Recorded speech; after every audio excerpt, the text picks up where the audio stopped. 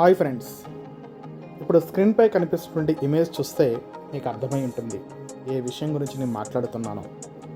ఒకవైపు government teachers, మరోవైపు ZP teachers, మధ్యలో కాంటాక్ట్ లెక్చర్స్.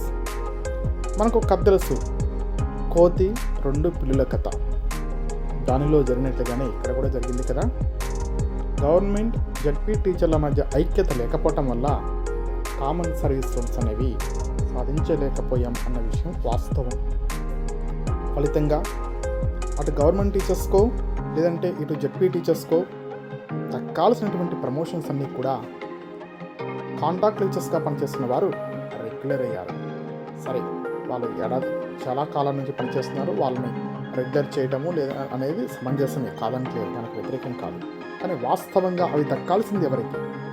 ఇటు గవర్నమెంట్ టీచర్స్కో లేదంటే ఇటు జెడ్పీ టీచర్స్కో ఇద్దరికీ దక్కకుండా కాంట్రాక్ట్ లెక్చర్స్కి దక్కాయి. నేను ఇప్పుడు దాన్ని తప్పుపట్టడం లేదు. కానీ ఇటీవల కాదు, కొద్దిసేపటి క్రితం నాకు ఒక వాట్సాప్ మెసేజ్ వచ్చింది. ఆ మెసేజ్లోని ఒక ఎమ్మెల్సీ అభ్యర్థి పంపించారు.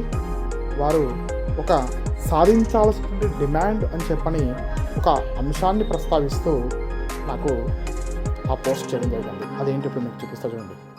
కామన్ సర్వీస్ రూల్స్ సమస్యను పరిష్కరించి ఖాళీగా ఉన్న MEO, deputy EO, diet, JL పోస్టులకు పదోన్నతులు కల్పించుట, ప్రతి మండలానికి ఎంఈఓ, ప్రతి నియోజకవర్గానికి డిప్యూటీ ఈఓ, ప్రతి జిల్లాకు డిఈఓ పోస్టులు మంజూరు చేయుట అనేది వారి యొక్క డిమాండ్ అట. బాగానే ఉంది. కామన్ సర్వీస్ రూల్స్ని ఎప్పుడు మీరు సాధిస్తారు? ఈ సమస్య ఇప్పటి నుంచి కాదుగా, నేను ఉద్యోగంలోకి వచ్చింది 2009. దానికంటే ముందు నుంచే ఈ సమస్య ఉంది. సుమారుగా 20 సంవత్సరాల పైగా ఈ సమస్య ఉంది. దానికి ఒక పరిష్కారాన్ని చూపించట్లేదు. ప్రతిసారి ఆ డిమాండ్ పెట్టుకుంటున్నాను.